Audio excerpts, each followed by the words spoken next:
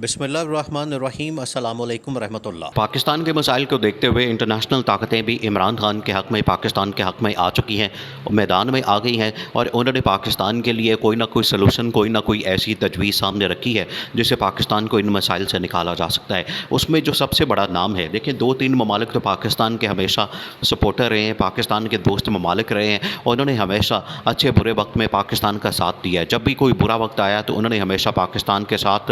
ایسا کام کیا ہے، ایسا ان کی مدد کی ہے جس کی وجہ سے پاکستان کو ان مسائل کو حل کرنے میں مدد ملی ہے۔ اس میں جو 2-3 بڑے نام ہیں، ایک تو ہے سعودی عرب، ایک ہے یو اے ای، لیکن ان سے بڑھ کر جو ایک اور بڑا نام ہے وہ ہے ترکی کا۔ ترکی کے اندر ابھی حالیہ انتخابات کے بعد ترک صدر طیب اردگان ایک بار پھر سے صدر منتخب ہوئے، اور صدر منتخب ہونے کے بعد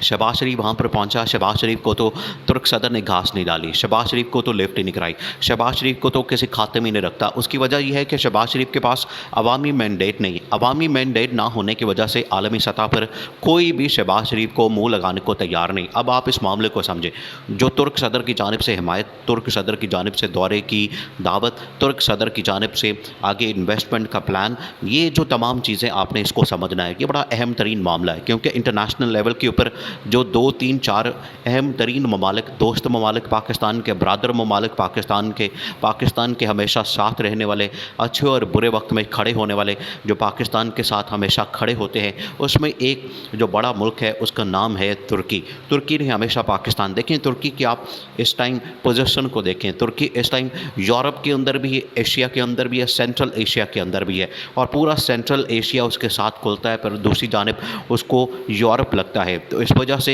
جو ترکی کی پوزیشن ہے وہ بہت ہی زبردست ہے۔ پھر ترکی کے جس طرح سے معاملات، یورپ کے ساتھ تعلقات، سینٹرل ایشیا جو ممالک ہیں ان کے ساتھ جو تعلقات ہیں، اس کی مثال پوری دنیا میں کہیں اور نہیں ملتی، اور وہاں پر جس طریقے سے معاملات کو چلایا جاتا ہے، جس طریقے سے طیب اردگان نے ملک کو کنٹرول کیا ہے، ملک کو سنبھالا ہے، ملک کی اکانومی کو بہتر کیا ہے، وہ ساری دنیا کے لیے اور خاص طور پر پاکستان کے لیے ایک بہت بڑی مثال ہے۔ اور شہباز شریف وہاں پر جا کے امب تو لے کے پہنچ جاتا ہے، لیکن وہاں پر کوئی جا کے سبق بھی سیکھے، وہاں سے ترک صدر طیب اردگان سے ملاقات کر کے اس سے کچھ سیکھے، اس سے کوئی سبق لے، اس سے کوئی کلاس لے، اس سے کوئی سیکھ کے پڑھے، سمجھے کہ کس طرح سے ملکوں کو چلایا جاتا ہے، کس طرح سے اکانومی کو بہتر کیا جاتا ہے، کس طرح سے معاملات کو آگے لے کر چلتے ہیں۔ انہوں نے تو ساری 6 مہینے سال حکومت کی ہے، 6 مہینے بعد اس حکومت کا جو حال ہوا ہے، اس حکومت کے اوپر جو لوگوں نے بد دعائیں اور گالیاں دی ہیں، طیب اردگان سے ان کو سیکھنا چاہیے کہ کس طرح سے وہ بندہ پچھلے 5-10 سال سے حکومت میں ہے، اس کے باوجود لوگ اس کو الیکٹ کرتے ہیں، لوگ اس کو ووٹ دیتے ہیں، لوگ اس کو مینڈیٹ دیتے ہیں، لوگ اس کو پاور دیتے ہیں، لوگ اس کو سپورٹ کرتے ہیں۔ اس کی وجہ یہ ہے کہ اس نے خدمت کی ہے، اس نے کوئی لٹ مارا نہیں کیا، اس نے وہاں پر حلوہ مانڈا نہیں کھایا، اس نے وہاں پر مانڈا نہیں چڑھا عوام کا، اس نے عوام کے اوپر عذاب نہیں نازل کیا، اس نے مہنگائی اور بے روزگاری عوام کے اوپر مسلط نہیں کی، بلکہ ان کا حل نکالا ہے، عوام کو روزگار دیا، مہنگائی کا خاتمہ کیا۔ پاکستان کا یہ جو اس ٹائم حکومت ہے پاکستان کے اندر، وہ اس سے سیکھ سکتی ہے۔ پاکستان کے مسائل میں تقریباً وہی مسائل تھے آج سے کچھ سال پہلے جو ترکی کے مسائل تھے، ترکی نے اپنے آپ کو اس میں سے نکال لیا، لیکن پاکستان کے ایسے نااہل حکمران، ایسے نکمے اور نکٹھو حکمران، ایسے بے وقوف اور جاہل حکمران، لیکن ایک کام میں یہ لوگ بہت تیز ہیں۔ اپنے جب جائیداد بنانے کی بات ہو، اپنے بینک اکاؤنٹ بھرنے کی بات ہو، اپنی پراپرٹیز بنانے کی بات ہو، اپنے لندن کے فلیٹس بنانے کی بات ہو، اپنی جائیدادیں بنانے کی بات ہو، اپنی فیکٹریاں بنانے کی بات ہو، اپنی دولت میں اضافہ کرنے کی بات ہو، اس معاملے میں یہ بڑے تیز ہیں۔ جیسے کہتے ہیں کہ کارنو بڑے سیانے نے، یہ ان کی بات ہے کہ گھر کو یہ بہت تیز ہیں، گھر کو یہ بڑے سیانے ہیں، اپنی جائیداد دولت میں دن بدن اضافہ ہو رہا ہے، اور ملک کا کباڑہ نکال رہے ہیں، ملک کا ستیہ ناش کر رہے ہیں، ملک کا بیڑا غرق کر رہے ہیں۔ تو ترک صدر طیب اردگان کی جانب سے اس کو سیکھنے کی ضرورت ہے، پاکستان کو ترک اردگان سے سیکھنے کی ضرورت ہے کہ کس طریقے سے انہوں نے اپنے ملک کو کرائسس سے نکالا، بالکل اسی طرح سے پاکستان کو بھی چاہیے۔ اب بڑی اہم ترین دورے کی دعوت دی گئی ہے ترک صدر طیب اردگان کی جانب سے، وہاں پر شہباز شریف تو منہ اٹھا کے چلا گیا، حالانکہ شہباز شریف کو ان لوگوں نے بلایا بھی نہیں، اور اسی وجہ سے آپ کو پتہ ہے کہ جب وہاں پر تقریب حلف برداری ہوئی تو اس میں جب حلف لیا ترک صدر طیب اردگان نے، تو شہباز شریف کو چوتھی پانچویں لائن کے اندر بیٹھا ہوا تھا، دور کہیں بیٹھا ہوا تھا، نظر بھی نہیں آ رہا تھا۔ افریقن ممالک کے ایسے لوگ جو کہ کالے بیٹھے ہوئے تھے، آگے پیچھے دائیں بائیں، وہ نظر آ رہے تھے۔ ان کی زیادہ اہمیت افریقن ممالک کی، جو بہت ہی غریب اور پسماندہ ممالک ہیں، جو یوگنڈا ٹائپ اور اس طرح کے جو ممالک ہیں، ان کی وہاں پر حیثیت زیادہ تھی، کیونکہ وہ لوگ کرپٹ نہیں ہیں، وہ لوگ چور نہیں ہیں، وہ اپنے لوگوں کے ساتھ، لوگوں کے اوپر ظلم نہیں کرتے، لوگوں کے ساتھ پیار اور محبت سے ان کے ساتھ وفاداری نبھاتے ہیں۔ ان کی طرح نہیں لوٹ مارا جو کرتے ہیں اور حلوہ مانڈا جو کھاتے ہیں۔ اس وجہ سے ان کی عزت و احترام عالمی سطح کے اوپر ہوتی ہے۔ شہباز شریف کو تو کسی نے گھاس نہیں ڈالی۔ اب یہ جو اہم ترین دورے کی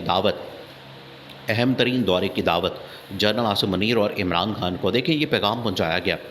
کہ اگر آپ نے صلح نہیں کرنی، پاکستان کے اندر بات چیت نہیں کرنی، مذاکرات نہیں کرنے، ٹیبل ٹاک نہیں کرنی، ایک دوسرے کے ساتھ گپ شپ نہیں لگانی، ایک دوسرے کے مسائل کو سمجھنا نہیں، ایک دوسرے کے تحفظات دور نہیں کرنے، تو آپ پاکستان کے اندر اگر یہ نہیں کر سکتے تو صدارتی محل، جو ترک صدارتی محل ہے، وہ آپ کے لیے حاضر ہے۔ آئیں یہاں پر بیٹھیں، چائے شائے پئیں، کھانا شانا کھائیں، اور بیٹھ کے یہاں پر جو آپ نے بات کرنی ہے، جو معاملات، جو مسائل، جو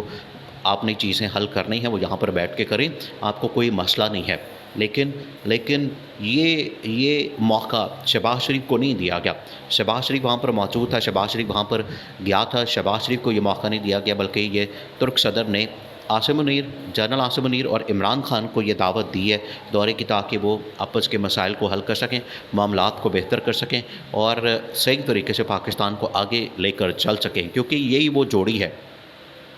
اگر یہ دونوں ایک پیج کے اوپر آ جاتے ہیں، ان کے درمیان ایک ورکنگ ریلیشن قائم ہو جاتا ہے۔ دیکھیے عمران خان نے تو بڑی پہلے آفر کی تھی، بہت پہلے آفر کی تھی جنرل عاصم منیر کو کہ آئیں ہمارے ساتھ بیٹھیں، بات چیت کریں،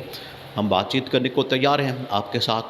آفر ہماری طرف سے ہے۔ عمران خان نے کہا میں تو بات کرنے کو تیار ہوں، بات کرنے کو، مجھے تو بات کرنے میں کوئی مسئلہ نہیں ہے، مسئلہ تو ادھر سے ہے، اور حکومت کے ساتھ میں نے کوئی بات نہیں کرنی، حکومت کی حیثیت کوئی نہیں، حکومت کی اوقات کوئی نہیں، حکومت کی پوزیشن کوئی نہیں، حکومت اس حیثیت میں ہے نہیں کہ میں ان سے بات کروں۔ یہ صرف ایک ڈمی حکومت ہے، اور یہ صرف کھلونے ہیں جن کو چابی لگتی ہے یا ان کے اندر پٹرول ڈلتا ہے تو یہ چلتے ہیں۔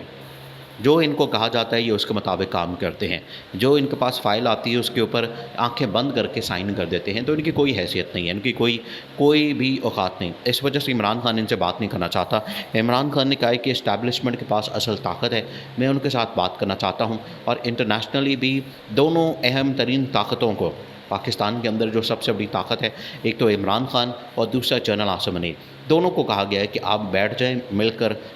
بات چیت کریں، مذاکرات کریں، ٹیبل ٹاک کریں، نیگوشیٹ کریں، اور جہاں پر